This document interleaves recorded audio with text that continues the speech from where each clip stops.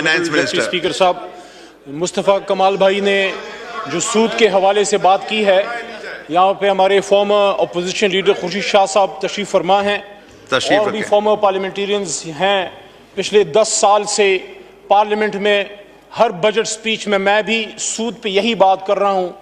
आज मैं अप्रिशिएट करता हूँ मुस्तफ़ा भाई को, और नाम आपका मुस्तफ़ा है, लेकिन आपने आज काम भी माशाल्लाह मुस्तफ़ी भी किया है। आपने जो इनिशिएटिव यहाँ लिया है, मैं उसको जोड़ता हूँ कायद की उस बात से जिनकी उनकी स्पीच का मोहतरम भाई ने हवाला दिया है 1 जुलाई 1948 का। उसके हवाले से एक बात कायद ने सिब्बी दरबार में मोहतरम डिप्टी स्पीकर साहब की थी, और वो इससे बिल्कुल डायरेक्टली कनेक्टेड है।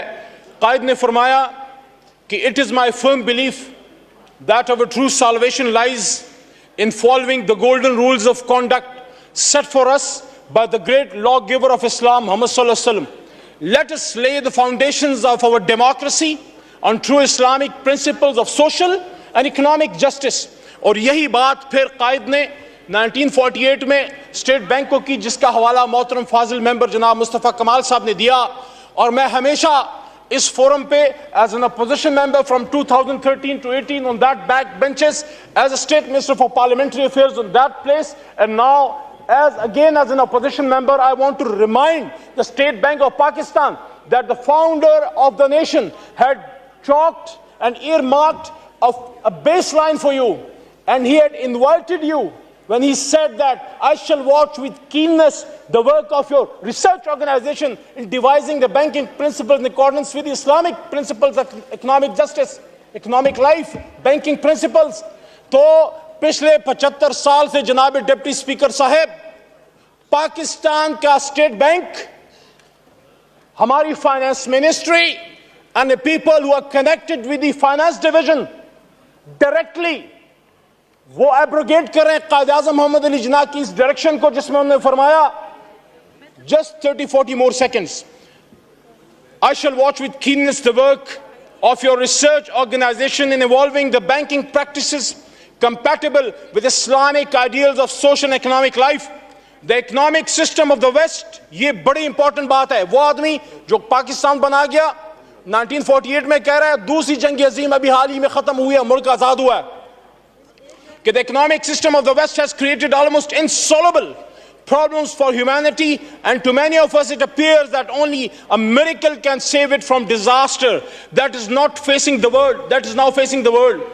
It has failed to do justice between man and to eradicate friction from the international field. कि Western economic system fail हो गया, कायद फरमाने. On the contrary, it was largely responsible for 2 world wars in the last half century. The Western world, in spite of its advantages of mechanization and industrial efficiencies, today in a worse mess than ever before in history. और आखिर में कहते हैं, the adoption of Western economic theory and practices will not help us in achieving our goal of creating a happy and contented life. We must work our destiny in our way and present to the world an economic system based on true Islamic concept of equality in man and social justice. तो sir, आखिरी बात, आखिरी line, तफसीली बात तो मोहतरम भाई ने कर दी है।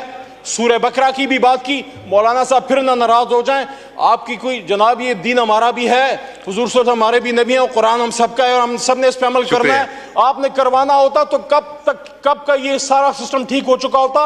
अब हम आम लोगों ने खड़े होना होगा। तो मैं ये सजेस्ट करता हूं कि कुरान में अल्लाह कहते हैं, जिस तरह भाई ने बात की कि सूद को अल्लाह खत्म करता है और तिजारत को बढ़ाता है, और अल्लाह रसूल से जंग है सूद। और यह भी फरमाया कि सूद जो करता है वो अपनी माँ, अल्लाह माफ करे, से जना के बराबर है। तो मैं इस ऐवान को यह कहना चाहता हूं, हमारी लड़ाइयां वगैरह भी होती रहेंगी, बदकिस्मती से जो माहौल है वो चलता रहेगा, ये मैं 10 साल से देख रहा हूं। लेकिन ये ऐवान अगर ये काम कर गया जो हम हमेशा कहते रहे, और मुस्तफ़ा भाई ने भी बात की है, और मैं समझता हूं कि फाइनेंस मिनिस्टर साहब इसको सपोर्ट करेंगे। हम ये नहीं कह रहे कि आज रात मोहतरम शहबाज शरीफ साहब या फाइनेंस मिनिस्टर साहब आज रात हुक्म करें कल से सूदी निजाम खत्म हो जाए, but we have to find a way to slowly and gradually get out of it. शुक्रिया अलीम साहब, आपका पॉइंट आ गया। आपने खोले माइक खोले। जो यहां मुस्तफा कमाल साहब ने बात की 38F की, कि there has to be a limit कि हमने कब इससे निकलना है। पहले ये अवाम फैसला करने के अवामी लोग हैं, हमेशा ये इसको सपोर्ट करते हैं, आगे बात नहीं जाती। मैं प्रैक्टिकली एक तजवीज दे रहा हूं। देखिए सुप्रीम कोर्ट तक बात गई, मुशर्रफ साहब के दौर में, फिर उस पर फुल स्टॉप लगा दिया गया।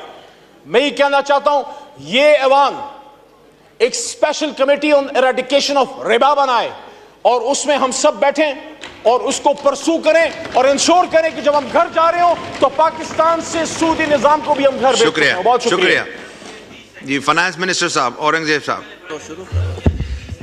आई थिंक काफी पुरजोश तकरीरें नहीं, सॉरी जवाब आने देना, अब जवाब आने दें प्लीज, प्लीज सर, थोड़ी देर तशरीफ रखिए, जवाब आ जाए उसके बाद देखते हैं, जवाब आ जाए। ये देखिए जी, बहुत पुरजोश तकरीरें हुई हैं और by the honourable members of the national assembly.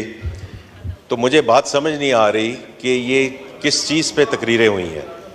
एक डिसीजन हो चुका है, वो शरिया कोर्ट का डिसीजन है, उसका एक इम्प्लीमेंटेशन टाइम फ्रेम आ चुका है। और अगर ये ऑनरेबल मेंबर्स मुझे ये बता दें कि banking industry is it moving in that direction और नॉट, और ये मुझे खुद पता है कि पिछले साल कितनी ब्रांचेस जो हैं वो कन्वेंशनल ब्रांचेस से इस्लामिक ब्रांचेस में कन्वर्ट हो चुकी हैं। तो there is a certain time frame जिसके मुताबिक हम ये चीज़ें लेकर जा रहे हैं, उसमें लेजिस्लेशन भी है, उसमें और भी सारी चीज़ें हैं। And this is about the domestic economy, और डोमेस्टिक इकोनॉमी के अलावा we are connected with the global economy. तो इस वक्त जो डोमेस्टिक इकोनॉमी है, जो एक कोर्ट का डिसीजन है, उसका implementation time frame is 5 years, और उसके मुताबिक जो है under the state bank auspices and the ministry of finance auspices we are moving in that direction. तो मुझे समझ नहीं आई कितनी जो पुरजोश तकरीरें हुई हैं, वो तो वॉट एंड वाई पे होती हैं ना, तो वॉट एंड वाई वाला तो वक्त गुजर चुका है। अब तो डिस्कशन है on the how part of it, and that is what is being implemented as we speak. तो मैंने तो ये आया था कि जी दिस हाउस में discuss the economic situation in the country. तो ये तो एक डिसीजन है विच इज अंडर इम्प्लीमेंटेशन। इस पे हमने 10, 15, 20 मिनट लगा दिए हैं, and I don't understand why. तो मैं अब स्पीकर साहब आपकी इजाजत से अब मैं थोड़ी सी इकोनॉमी पे बात करना चाहता हूँ जी, क्योंकि ये आपका ऑर्डर था और इस हाउस का ऑर्डर था। तो देखिए ये साल हम जहाँ शुरू हुए हैं is in a much better position than way we were last year. जो फिस्कल पोजीशन है, अल्लाह का शुक्र है, उसमें हमारे सरप्लसेस हैं, और उसमें जो करंट अकाउंट का नंबर है, डेफिसिट जो है वो सरप्लस में कन्वर्ट हो चुका है। मार्च के नंबर कल स्टेट बैंक ने वो इशू किए हैं। जो हमारे फॉरेन एक्सचेंज रिजर्व्स हैं वो $3.4 बिलियन पे जा चुके थे, which is equivalent to 15 days of import cover. वो अल्हम्दुलिल्लाह इस वक्त $8 बिलियन पे हैं, और वो भी हमने जो यूरो बॉन्ड की पेमेंट की है जो पिछले हफ्ते की है, एंड आई एम